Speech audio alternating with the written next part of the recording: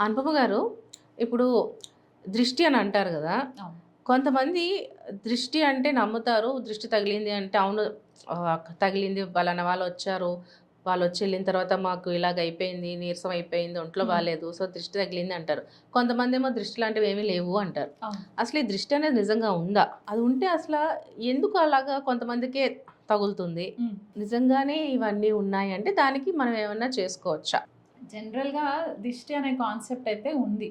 Okay. ఎందుకంటే మనము ఎనర్జీని బిలీవ్ చేస్తే హ్మ్. అది పాజిటివ్ ఎనర్జీనే ఉంది అని అనుకుంటే నెగెటివ్ ఎనర్జీ కూడా మనకి కంటికి కనిపించవు. ఓకే. ఇప్పుడు సన్‌రైజ్ ఎట్లాగైతే అవుతుందో సన్‌సెట్ అవుతుంది కాబట్టి హ్మ్.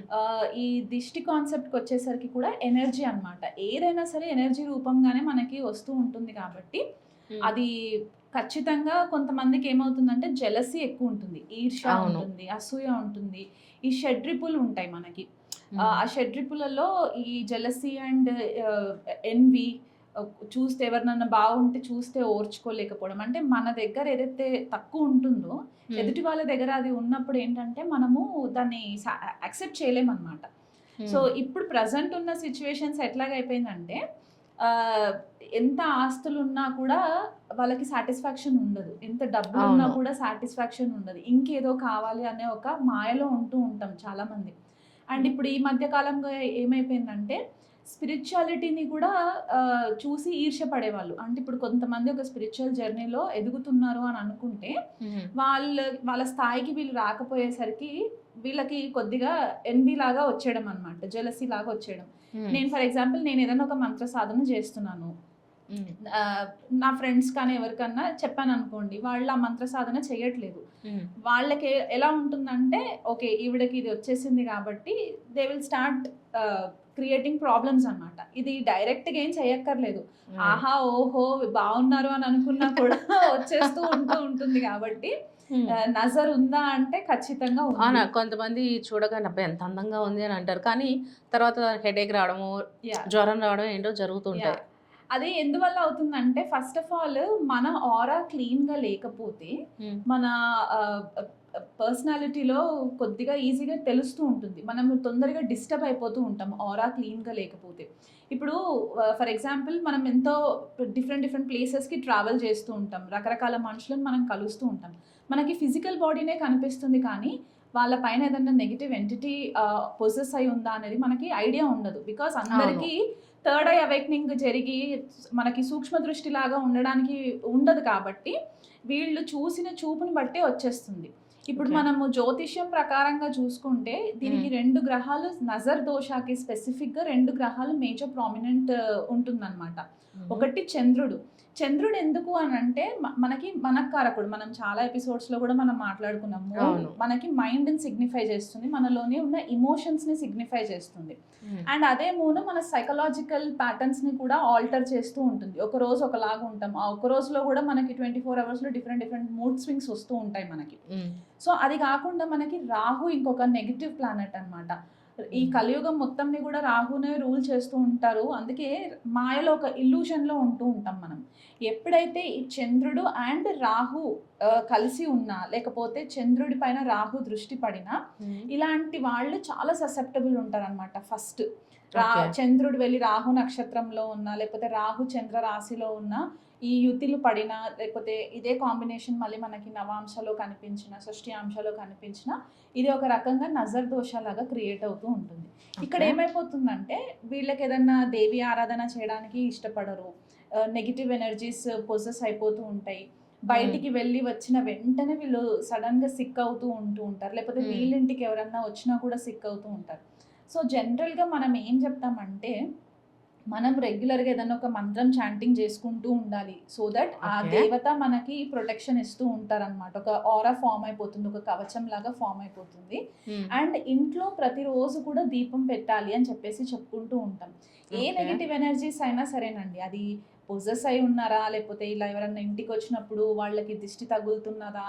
ఇవన్నిటికి చూసుకున్నా కూడా మెయిన్ మనకి మనకంటే హై వైబ్రేషన్‌లో ఉన్న దేవతల యొక్క ఆహ్, చాంటింగ్స్ గనక మనం చేసుకున్నట్లయితే గనక, ఈ దోషాస్ నుంచి మనం కొద్దిగా బయటికి రాడానికి హెల్ప్ అవుతూ ఉంటది.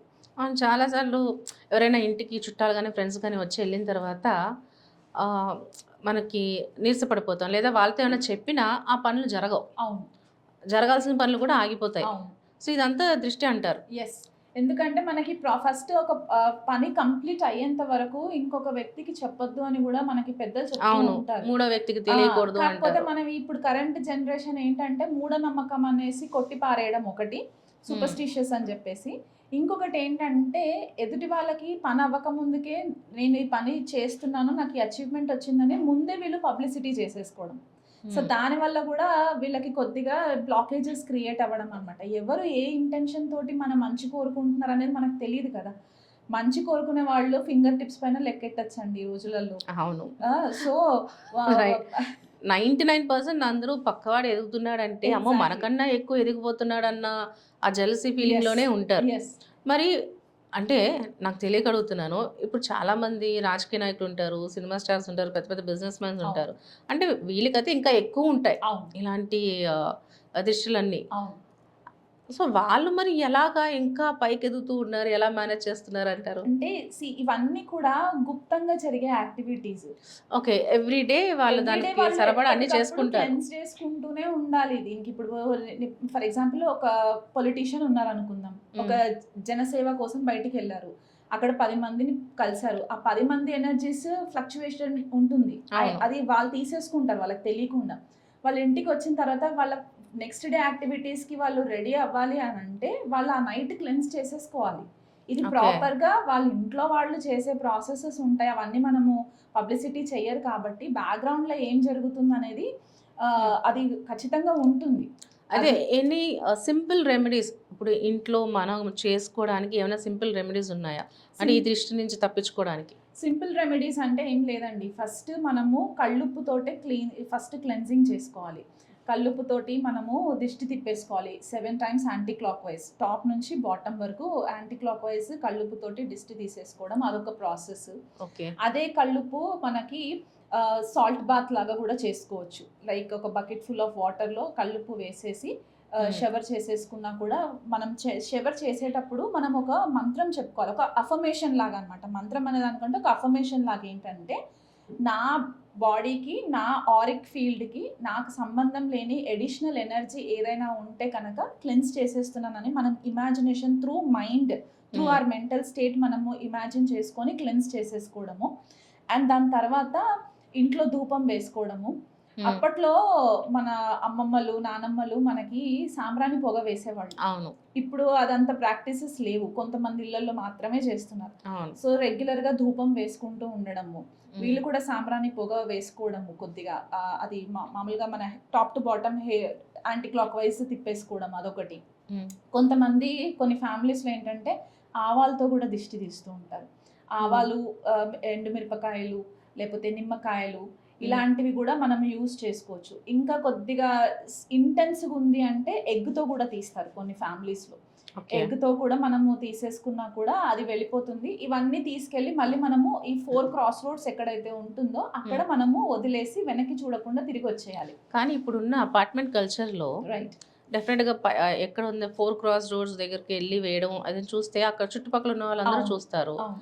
అండ్ ఇంట్లో కూడా అలాగని ఎక్కడ వేయాలనేది కూడా తెలీదు. అవును. అందుకే అవును. చాలామంది కోడిగుడ్డుతోటి లేదా కొబ్బరికాయతోటి ఇలాంటి దిష్టిలు తీర్చుకోవడానికి చాలామందికి కుదరదు. కుదరదు. సో, అట్లాంటప్పుడు ఆల్టర్‌నేటివ్ ఏం చేసుకోవచ్చంటే, జీడి గింజలతో కూడా తీస్తారు. జీడి ఓకే. గింజల్ని తీసేసి కాల్చేయొచ్చనమాట. ఓకే. కాల్చేసినప్పుడు అది ఒక వియర్డ్ సౌండ్ ఒస్తూ ఉంటుంది. ఆ సౌండ్ ఎంత ఇంటెన్స్‌గా, ఎంత ఇదిగా ఒస్తుంటే, హ్మ్. దానికి అర్థం ఏంటంటే, అంత దిష్టి తగిలింది, అది క్లియర్ అయిపోతుంది అని చెప్పేసనమాట. ఓకే. కొంతమందికి దిష్టి తీయక ముందుకు కూడా సిక్ అవుతారు. హ్మ్. కొంతమంది ఏంటంటే, వాళ్ళకి కంప్లీట్‌గా డ్రైన్ అయిపోయి పడుకునే ఉంటూ ఉంటారు. బెడ్‌కి అతుక్కుపోతారు. వాళ్ళు ఇంకా ఏ పని మీద హ్మ్. ఇంట్రెస్ట్ ఉండదు. చికాకొస్తూ ఉంటుంది. ఒక్కసారి దిష్టి క్లియర్ అయిపోయిన తర్వాత వాళ్ళకి ఇమ్మీడియేట్‌గా ఆహ్, మోషన్స్ అవ్వడము, లేకపోతే వామిటింగ్స్ అయిపోవడము, ఆ నెగెటివ్ హ్మ్. ఎనర్జీ అంతా ఈ రూపంలో బయటికెళ్ళిపోయిన తర్వాత అప్పుడు వాళ్ళు నార్మల్ అవుతారనమాట. సో, హ్మ్. ఇవన్నీ ఈ నిమ్మకాయతో కానీ, ఎండుమిరపకాయలతో కానీ ఇవన్నీ అయిపోయిన తర్వాత వీలు కుదిరితే స్నానం చేసేసుకోవడం ఒకసారి సాల్ట్ బాత్. ఒకవేళ అంత గూడా ఎనర్జీ సరిపోవట్లేదు అనుకున్నప్పుడు కనీసం మొహం, కాళ్ళు, చేతులు కడిగేసుకున్నా కూడా సరిపోతుంది. ఇది మాత్రం ఎవ్రీ డే ఒక పబ్లిక్‌లో ఎక్కువ తిరుగుతున్నారు.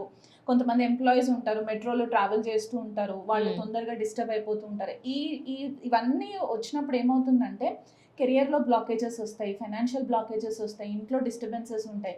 మనకు కాని ఎనర్జీని మనం ఇంటికి పట్టుకొచ్చేస్తున్నాం కదా, మన అవును. కంటికి కనపడింది. సో ఇవన్నీ మీరు రెగ్యులర్గా చేసుకుంటూ ఉండడము. ఇంకొన్ని ప్రాక్టీసెస్ ఎట్లా ఉంటాయంటే ఆరా లాక్ చేసేసుకోవడం. కొన్ని అఫర్మేషన్స్ ఉంటాయి. ఆ అఫర్మేషన్స్ చెప్పుకొని ఇంట్లో నుంచి బయటికి వెళ్ళే ముందు ఆరా లాక్ చేసేసుకోవడము. అది చేసుకున్నా కూడా సరిపోతుంది. లేకపోతే మన ఆంజనేయ స్వామి మంత్రం ఏదైనా ఒకటి చదువుకోవడము, లేకపోతే సుబ్రహ్మణ్యేశ్వర స్వామి మంత్రం ఒకటి చదువుకొని ఇంట్లో నుంచి అడుగు బయట పెట్టడము. ఇది ఓకే. రెగ్యులర్ ప్రాక్టీస్ ఉండాలి. ఓకే. మీరు పబ్లిక్ పర్సన్స్ ఎక్కువ తిరుగుతున్నారు అని అంటే మీరు బయటికి వెళ్ళి మీరు తీసుకొచ్చే ఎనర్జీ ఇంట్లో అందరికీ కూడా అది పాకేస్తుంది కాబట్టి ఎఫెక్ట్ కొద్దిగా అవుతుంది. మనము కేర్ఫుల్గా ఉండాలి.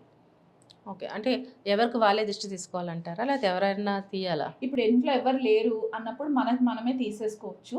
ఇంట్లో హ్మ్. ఎవరైనా పెద్దవాళ్ళు ఉంటే గనక వాళ్ళ చేత సో, తీయించుకోవచ్చు. మామూలుగా ఇప్పుడు సాల్ట్ అన్నా, ఆవాలదన్నా ఏదన్నా హ్మ్. తీసుకొని డస్ట్‌బిన్‌లో డస్ట్‌బిన్‌లో వేసేయొచ్చు. వేసేయచ్చు, లేకపోతే టాయిలెట్‌లో ఫ్లష్ చేసేయచ్చు. హ్మ్. అలా చేసినా కూడా సరిపోతుంది. ఈ దిష్టి తీసుకోవడం అనేది ఎప్పుడైనా తీసుకోవచ్చా? దానికి కూడా కొన్ని పద్ధతులు అంటే కొన్ని రోజు పర్టిక్యులర్ డేస్‌లో తీయాలని అంటారు. అవును. అలాగా నిజంగానే అలాగున్నాయా? అంటే ఎందుకు ఆ పర్టిక్యులర్ డేస్‌లో తీయాలంటారు? అంటే ఆ పర్టిక్యులర్ డేస్‌లో కొన్ని ప్రామినెన్స్ ఉంటుంది. ఫర్ ఎగ్జాంపుల్ ట్యూస్‌డేస్ తీయమంటారు. ట్యూస్‌డే వారము రూల్డ్ బై కుజుడు.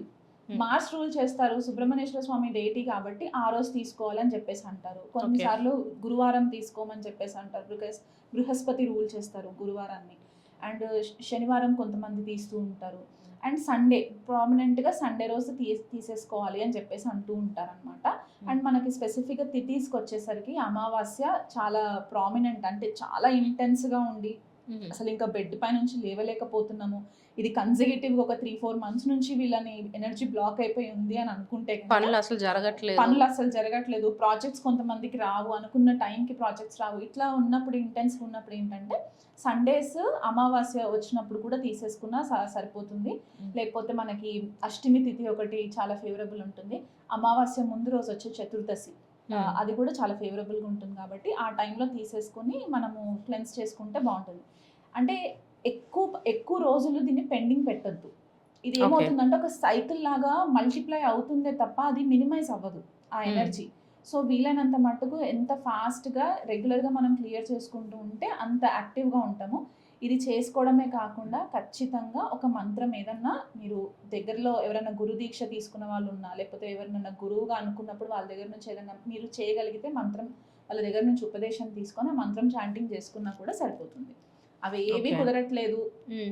మాకెవరు గురువులు లేరు అనుకుంటే Hanuman Chalisa the best. Okay. Morning ఒకసారి, ఈవినింగ్ ఒకసారి హనుమాన్ చాలీసా చదవగలిగితే అది చాలా హెల్ప్ అవుతుంది. ఓకే. ఎందుకంటే దాంట్లో క్లియర్‌గా రాసుంటుంది. ఎటువంటి నెగెటివ్ ఎనర్జీస్‌నైనా సరే దూరం పెట్టేస్తుంది హనుమాన్ భూత చాలీసాలో అని. ప్రేత నికట నహి యెస్. ఆవే అని ఉంటుంది అక్కడ. సో, హ్మ్. ఇలా చేసుకున్నప్పుడు ఏమవుతుందంటే మనకి ప్రొటెక్టివ్‌గా ఒక ఆరా ఫార్మ్ అయిపోతుంది కాబట్టి హెల్ప్ అవుతుంది మనకి.